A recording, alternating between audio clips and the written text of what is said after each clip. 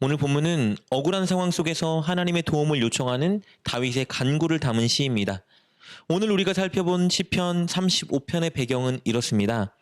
어느 국가인지 확실히 알 수는 없으나 다윗은 이방 나라의 왕과 왕대의 왕으로서 동맹을 체결했습니다. 서로 무역하고 왕래하며 전쟁이나 위기 때 서로를 돕기로 조약을 체결했겠죠. 그리고 다윗은 동맹한 그 나라를 자신의 형제 국가라 여기고 조약을 충실히 지켰습니다.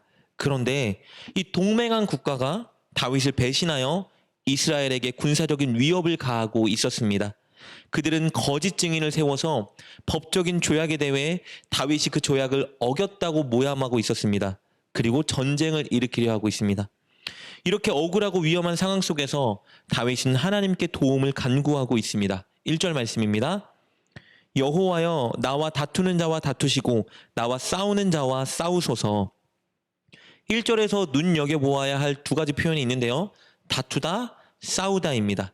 여기서 다투다는 원어로 법률적으로 싸울 때 쓰는 용어입니다. 이것은 다윗이 이방의 왕과 법적인 조약을 맺었으나 그 조약에 문제가 생겨서 서로 다투고 있음을 나타내주고 있는 겁니다. 그리고 싸우다라는 말은 원어로 군사적인 싸움을 의미합니다. 이것은 조약에 문제가 생겨서 군사적인 싸움이 일어나고 있다는 것을 말해주고 있는 것이죠. 즉, 이 두 표현을 통해서 우리는 지금 다윗이 국제 조약과 관련된 분쟁을 겪고 있고 그로 인해 곧 국가 간의 전쟁이 일어날 위기에 처해 있다는 것을 알 수 있습니다. 이에 다윗은 하나님이 내 대신 적군과 법적인 싸움을 해주시고 군사적인 싸움을 해달라고 요청하고 있습니다. 왜냐하면 상대 국가가 공의와 정의를 행하지 않고 신의를 저버리고 싸움을 걸고 있기 때문입니다. 그래서 불의한 적군과 하나님이 함께 싸워달라고 다윗이 간구하고 있는 거예요. 다윗은 싸워주실 하나님을 용사로 묘사합니다. 2절 3절 말씀입니다. 방패와 손방패를 잡으시고 일어나 나를 도우소서. 창을 빼사 나를 쫓는 자의 길을 막으시고 또 내 영혼에게 나는 내 구원이라 이르소서. 다윗은 손에 창과 방패를 든 용사 하나님이 적군과 싸워줄 것을 기대하고 있습니다. 즉, 전쟁에 하나님이 개입하시고 이스라엘을 도우셔서 적군을 물리쳐달라고 간구하고 있는 것이죠. 그는 더 구체적으로 적군의 운명이 이렇게 되게 해달라고 하나님께 간구합니다. 4절, 8절 말씀입니다. 내 생명을 찾는 자들이 부끄러워 수치를 당하게 하시며 나를 상해하려 하는 자들이 물러가 낭패를 당하게 하소서. 멸망이 순식간에 그에게 닥치게 하시며 그가 숨긴 그물에 자기가 잡히게 하시며 멸망 중에 떨어지게 하소서. 4절을 보면요, 그들이 수치를 당하고 낭패를 당하게 해달라고 간구합니다. 8절은 그들이 멸망하게 해달라고 간구하고 있죠. 다윗은 그런데요, 그저 적군이 자신의 적군이기 때문에 그렇게 망하게 해달라고 간구하는 게 아닙니다. 조금 전에 말씀드린 것처럼 다윗은 최선을 다해서 상호간에 맺은 조약을 지켰으나 상대 국가가 까닭없이 조약을 어기고 이스라엘을 공격하고 있기 때문입니다. 당시에 국가 간의 조약을 맺을 때에는요, 그들이 믿는 신의 이름으로 맹세했습니다. 그렇다면 다윗은 상대 국가와 조약을 맺을 때 하나님의 이름으로 맹세했겠죠. 하나님 앞에서 맹세한 거예요. 그래서 다윗은 하나님 때문에 하나님 앞에서 최선을 다해 조약을 지켰던 겁니다. 하나님이 조약의 증인이시기 때문이에요. 그런데 조약을 맺은 상대 국가의 왕은 조약을 어겼습니다. 다윗은 이런 행위를 언약의 증인이신 하나님을 무시하는 행위로 보고 있는 겁니다. 그래서 하나님께 도움을 요청하고 그들의 멸망을 간구하고 있는 거예요. 다윗이 이 조약에 얼마나 충실히 임했는지 한번 볼까요? 13절 14절입니다. 나는 그들이 병들었을 때에 굵은 베옷을 입으며 금식하여 내 영혼을 괴롭게 하였더니 내 기도가 내 품으로 돌아왔도다. 내가 나의 친구와 형제에게 행함같이 그들에게 행하였으며 내가 몸을 굽히고 슬퍼하기를 어머니를 곡함같이 하였도다. 다윗은 조약을 이행하는 데 적극적으로 나섰습니다. 상대 국가의 왕과 나라가 어려워졌을 때 다윗은 그들을 위해 금식하며 슬퍼했습니다. 마치 친구와 형제에게 행함같이 온 마음을 다해서 동맹국가의 왕과 백성을 위한 거예요.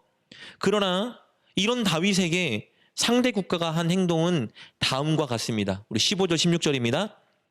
그러나 내가 넘어짐에 그들이 기뻐하여 서로 모임이여 불량배가 내가 알지 못하는 중에 모여서 나를 치며 찢기를 맞이 아니하는도다. 그들은 연회에서 망령되이 조롱하는 자같이 나를 향하여 그들의 이를 갈도다. 그들은 다윗의 호의에 전혀 선으로 갚지 않고 오히려 다윗이 어려워졌을 때 그 불행을 기뻐했습니다. 그리고 법적으로는 다윗과 이스라엘을 억누르는 적의 자리에 섰어요. 그래서 다윗은 정의롭고 공의로운 하나님, 맹세의 증인 되신 하나님 나를 도와주소서 호소하고 있는 것입니다. 그리고 하나님께서 도와주신다면 하나님을 찬양하겠노라 다짐합니다. 10절입니다. 내 모든 뼈가 이르기를 여호와 같은 이가 누구냐? 그는 가난한 자를 그보다 강한 자에게서 건지시고 가난하고 궁핍한 자를 노력하는 자에게서 건지시느니라 하리로다. 사랑하는 여러분, 인간관계에서 우리의 행동은 참으로 중요합니다. 약속을 지키고 선을 베풀고 선의를 지키는 것은 참으로 중요해요. 왜냐하면 그런 모든 일의 증인이 하나님이시기 때문입니다. 하나님을 진심으로 경외하는 자는 인간관계에서 최선을 다해 잘하는 사람입니다. 하나님을 경외하고 사랑하는 것과 인간관계를 잘하는 것은 별개의 문제가 아니에요. 하나님을 경외하기에 인간관계에 최선을 다해야 합니다. 하나님이 증인으로 보고 계시기 때문입니다. 여러분은 인간관계에 최선을 다하고 계신가요? 약속을 반드시 이행하고 늘 상대방을 선대하고 받은 은혜나 도움이 있다면 그것을 되갚아주고 늘 신의를 지키는 그런 삶을 살고 계신가요? 우리는 하나님을 경외하기에 인간관계를 잘해야 합니다. 그리고 그렇게 할 때 우리를 통해 우리가 믿는 하나님이 높임받게 될 것입니다. 하나님을 경외하는 마음으로 오늘 하루 만나는 모든 사람들에게 최선을 다해 선을 베푸시는 여러분 되시길 주님의 이름으로 축복합니다. 기도하겠습니다.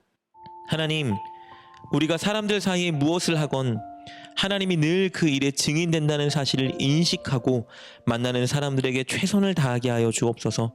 약속을 잘 이행하고 늘 선대하며 신의를 지키며 하나님의 성품을 드러내는 우리가 되게 하여 주옵소서. 예수님의 이름으로 기도드립니다. 아멘. 오늘 말씀을 통해 깨닫고 결단한 것은 무엇입니까?